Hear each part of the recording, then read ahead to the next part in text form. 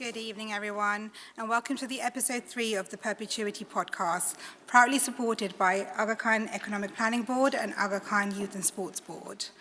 Perpetuity was founded by two university students, Zakir and Kizer, to bring industry leaders together to share the highs and lows of their journey, the lessons they learned on the entrepreneurial journey, and offer advice to aspiring talent. Our third guest today is Abeed Mohamed, co-founder and chief strategy officer at Birdie, an award-winning healthcare technology startup founded in 2019. With a firm focus and appreciation for having an impact. Abeed's background is equally as innovative as Birdie, having worked at Boston Consulting Group and Save the Children, before co-founding Birdie with a team of over 170 people and expansion in Europe.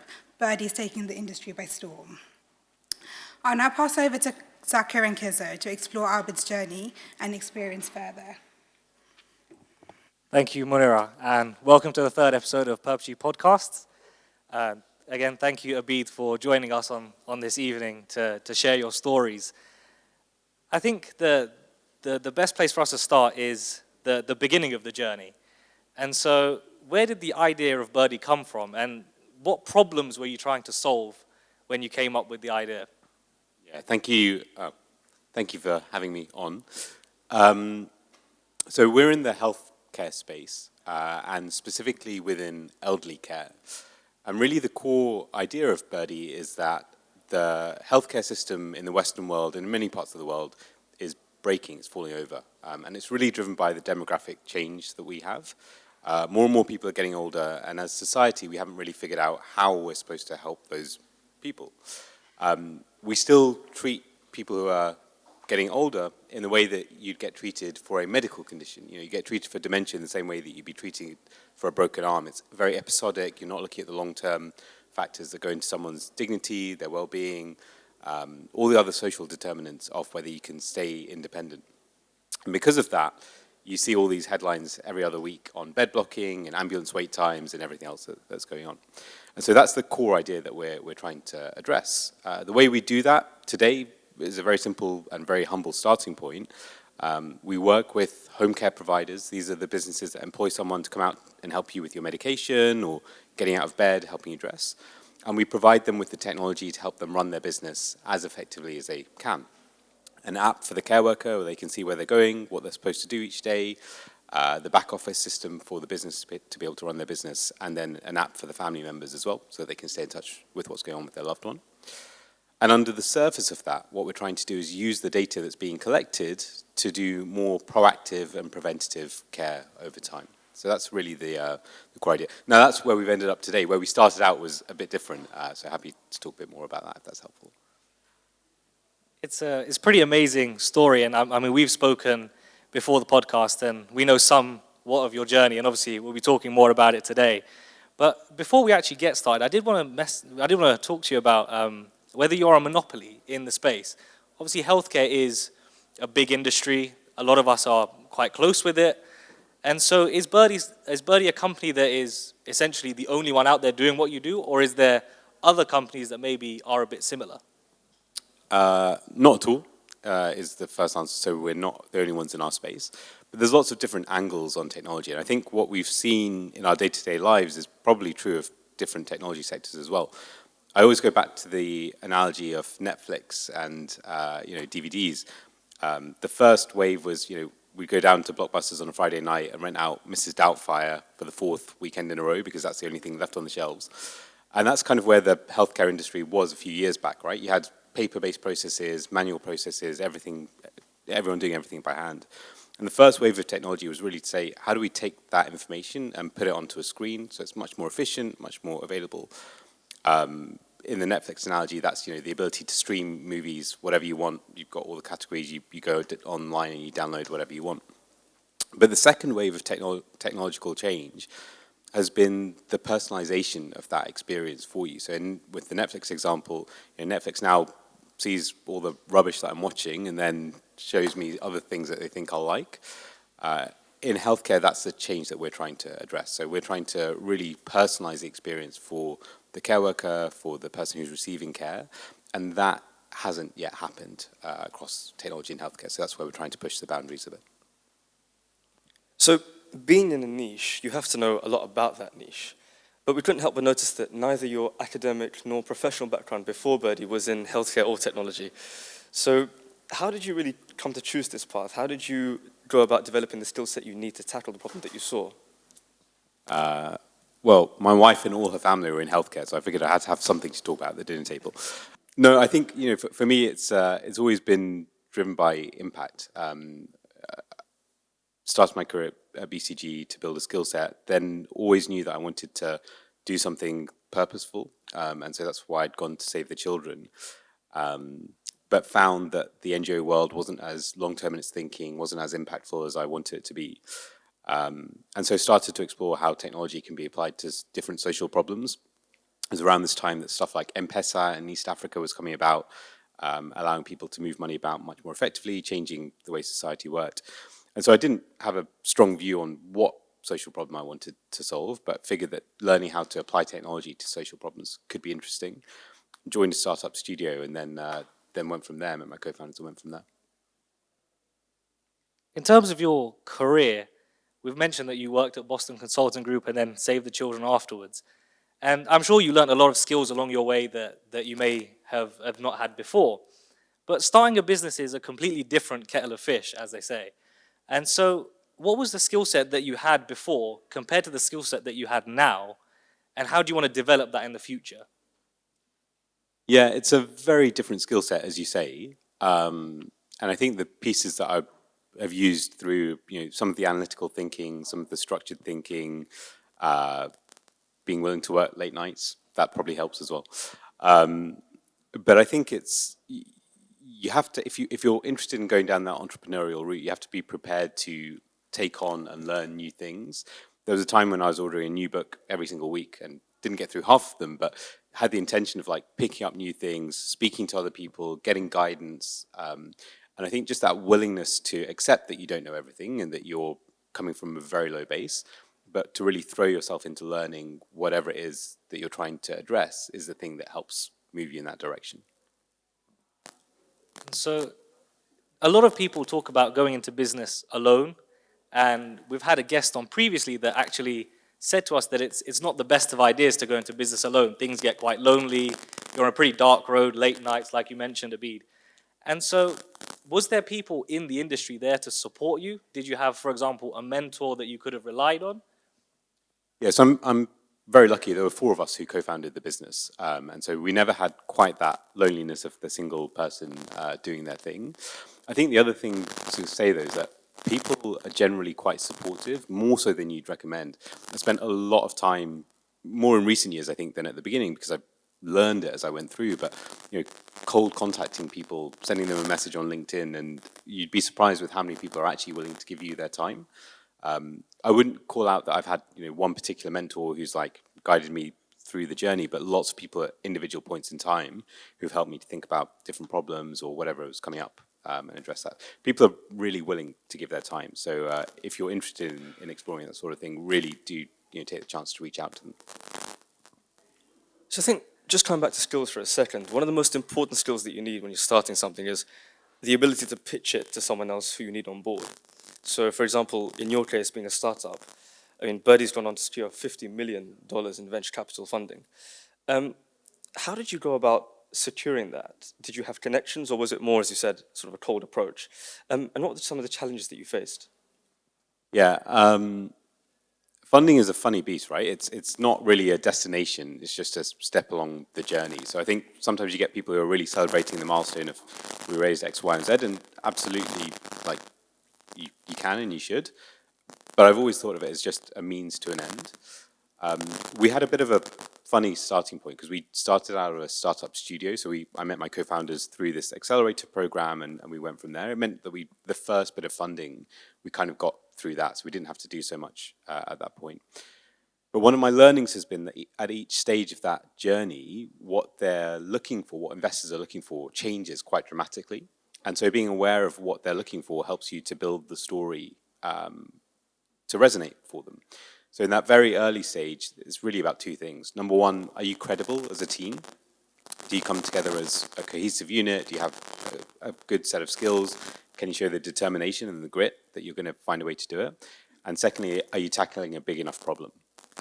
And if you've got those two things, then probably you're going to be okay in the very early stages. There's then what is known in the industry as Series A funding. And Series A funding typically comes when you've got product market fit. So you need to have shown some revenues, you need to show some customers who are really happy with you, and then typically that's when you'd be able to raise your next round of funding. Typically around £1 million of revenue is usually what you need to show.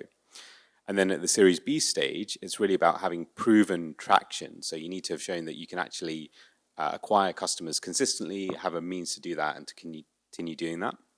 And so that's really the kind of next stage of funding. For each one, the kind of tactics kind of remain the same. You need to have some sort of connection with the investors, and the best way to do that is a warm introduction. They get plenty of people contacting them all the time, and so if you can have a warm intro, it makes a huge difference.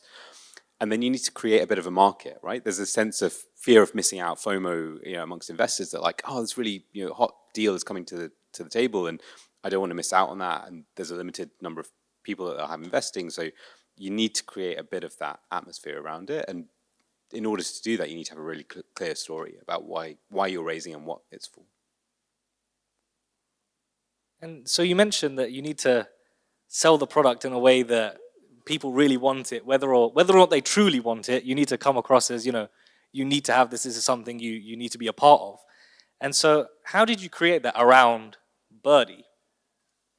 Yeah, here I'd really distinguish between what you're trying to do for investors or for new hires versus what you're doing for customers. For customers, it's really about understanding where their pain points are, where the challenges are, and deeply understanding that so you really solve something.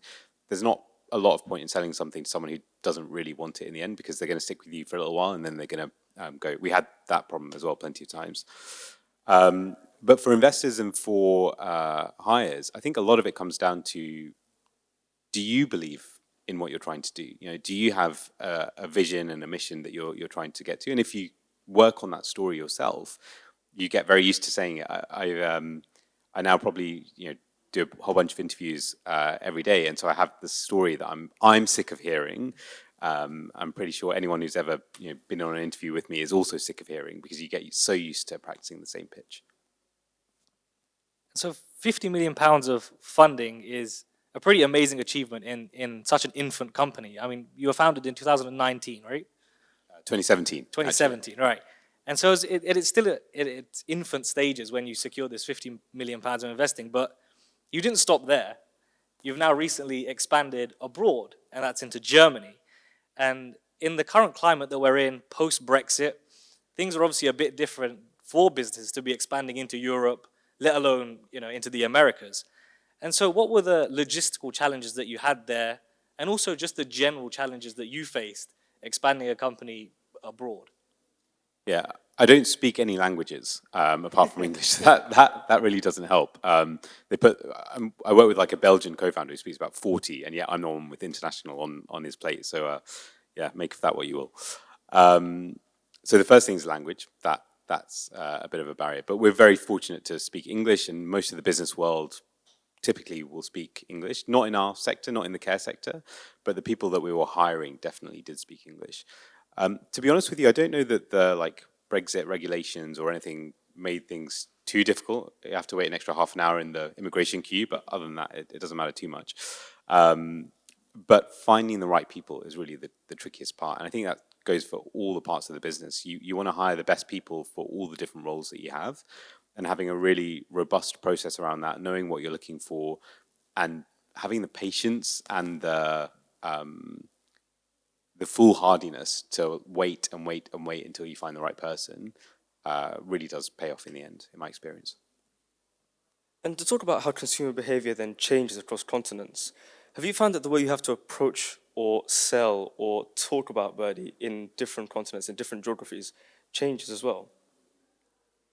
So for us so far, it's only the UK and Germany, and so I can only speak to those experiences. Each market is different. We're so care is a sector that is pretty consistent in terms of what people are doing in the sector, right? You're going out, you're helping someone with their medication or getting them out of bed or whatever, no matter what country you're in. And so the core problems that you're trying to solve with the technology remain the same, but each market has its own local nuance of how it works. And so you do need to adapt and you do need to understand and really really do that effectively. We're essentially building from the ground up for Germany. And so the guys on the ground in the local market really have to build that same understanding that we built 6 years ago in the UK for their local market. Sure. And then to talk more about expansion, how do you see the role of AI changing the healthcare landscape? And how can firms such as Birdie leverage AI to create impact? Yeah, I think it's been a year of like incredible change. I don't know if anyone was following the whole OpenAI piece a couple of weekends ago. There's just so much going on. I think it was literally ChatGPT's birthday yesterday or today, right? It's 1 year old. So the amount of change that has gone on in the sector in a year is phenomenal.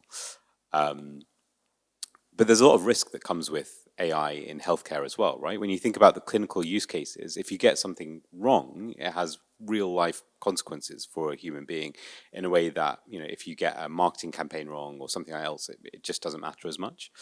And so I'm kind of optimistic on the use cases of AI in the long term from a clinical perspective.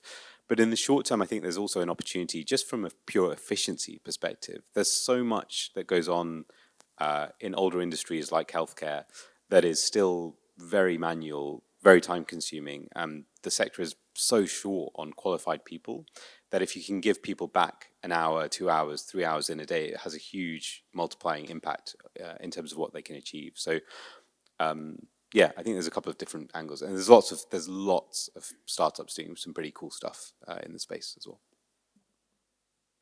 So, as an aside from AI and from Birdie, and to talk a bit more about yourself personally, a question that we like to ask all of our guests is, why did you choose the route of entrepreneurship? What did you want to seek out of it? And you've been an entrepreneur for so many years now. What have you actually gained from it that you may have not been able to get from working, you know, your regular 9 to 5 job? Yeah, I never really thought about choosing to be an entrepreneur. You know, when you get those airport forms now that Brexit's happened, and you have to fill in your occupation. I always write entrepreneur, but I never I always feel a bit of a fraud doing that and a bit of an imposter. It was never something that I set out to do. For me, it was always about the impact that I was trying to achieve, right? I tried that first in the NGO world, didn't have the impact that I was looking for, and so thought about entrepreneurship as a way to do that. I think if you're thinking about entrepreneurship and whether you're interested in that, really understanding why you're doing it is quite important. If you're doing it because you're doing it for impact like I did, or if you're doing it because you can't work for another person, or if you're doing it because you just feel like you're really passionate about business for whatever reason, I think it can shape the ways you can get into it and what it means for you. For me personally, it's been a pretty big growth journey, both personally and professionally. I've had to learn 1,000 new skills I didn't have before. I never thought I'd be a salesperson, never thought I'd do marketing. I never thought I'd be cold LinkedIn outreaching to hundreds of people and trying to get them to work for me. So it's been a bit of a funny journey. There's been some really tough moments in that journey as well, right? There was the time earlier this year when SVB collapsed, the bank, and all of our money was in SVB. And so for this one weekend, it's like, okay, this whole thing is going pretty wrong pretty fast.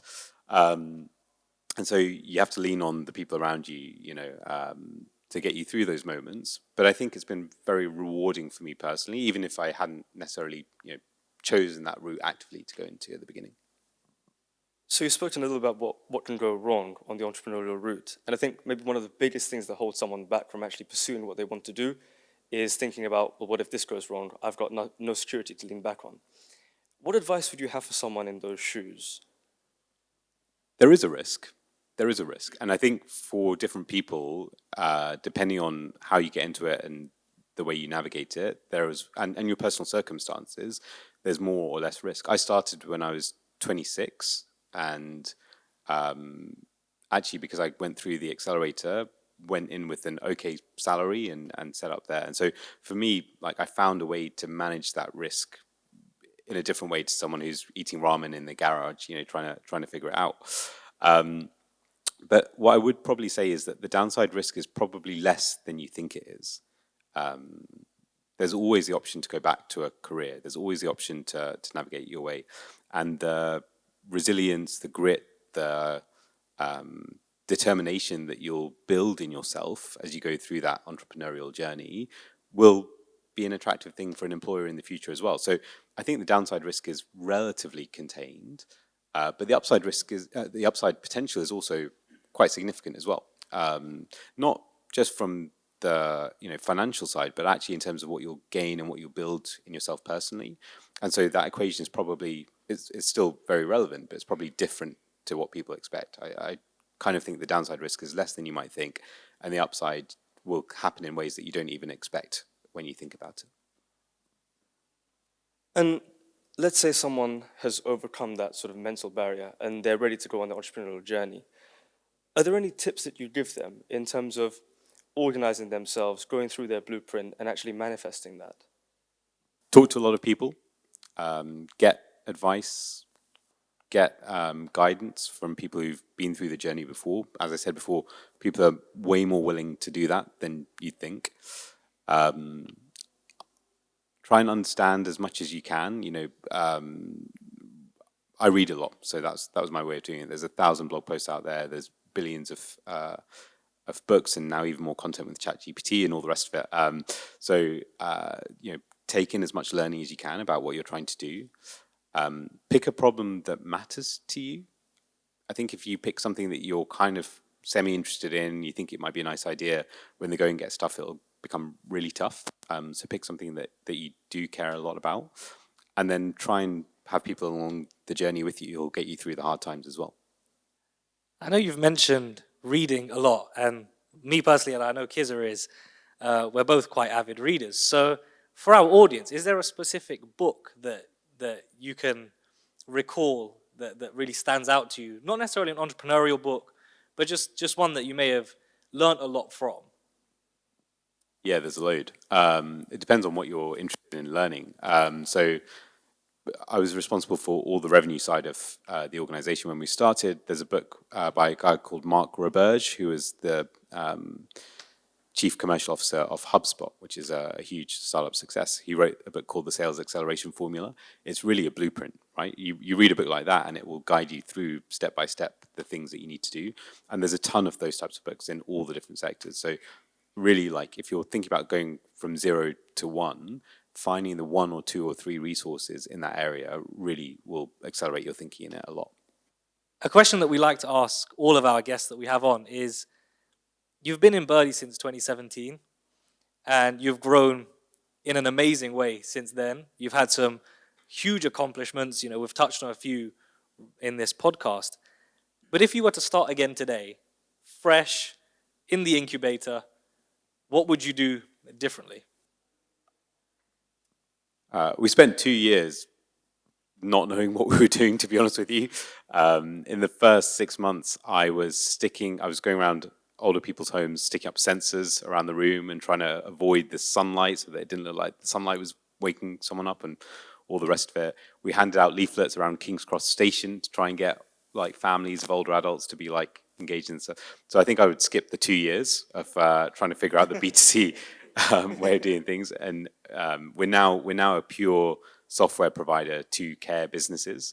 And so I think learning that lesson earlier and recognizing the reasons why at the point where we were, the business to consumer proposition wasn't going to work, that would save 2 years. I think you don't know these things until you try them, though. So I'm not sure I would have known it without doing it. And we've mentioned some of the lows that you faced as an entrepreneur, things like SVB, which was a huge collapse. But what was the feeling of getting that first customer? And the understanding that other people out there actually believe in what I have, the product that I've created, something that I've essentially grown from nothing. What was the feeling when you got that first customer?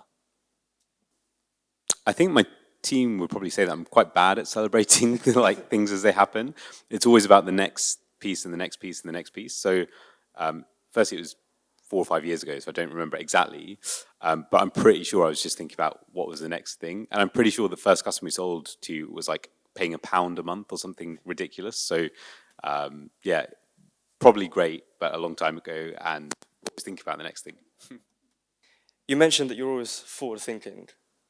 How do you see Birdie moving forward? In the sense that, do you try and take this step by step, or do you have an end goal that you want to race towards? So we have a kind of view of the future that we have an ambition towards. We had a retreat last week where we kind of shared that vision with the company and talked about this world in which we have all the different people who are involved in care,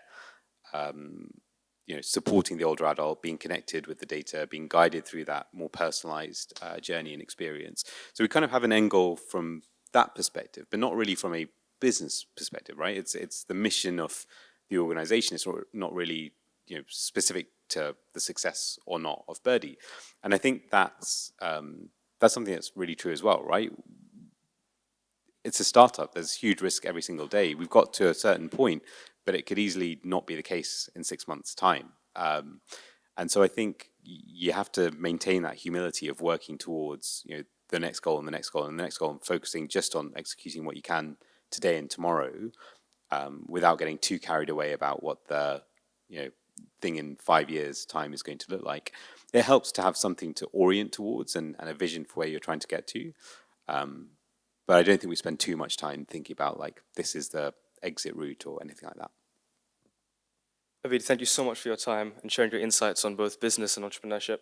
Thank you, Abeed. Thank you, Abeed, for sharing your insights of your journey. It's all been really insightful to hear your story, Abeed, and thank you once again for sharing this with us. To me personally, there have been many takeaway moments, but I'd like to share 2 things that really stood out for me. Firstly, the power of networking and tapping into resources that are already available for us. You mentioned, reaching out to people using LinkedIn. It's an amazing source out there. We already, a lot of us are already part of it. So I think that was really useful. I personally don't do it. I'm really inactive on LinkedIn, but, it's useful to have a support network on that sense, but also reading. Resources, the power of reading is just amazing, and I'm sure a lot of people would love to know what other books you recommend. So perhaps when the podcast goes on socials, you can, in the comment section, put your recommended books. The second point for me was the importance of evolving with tech, especially in relation to AI. And your startup is within the tech industry, so it's very relevant. But I think it goes for everyone in any startup. It's easy to become really comfortable with what we know, what's working well. Why would you want to, now change it up? You've only just found your footing. But actually, what you mentioned is really important for product development, but also for your staff. So I think these were 2 really great takeaways for me personally.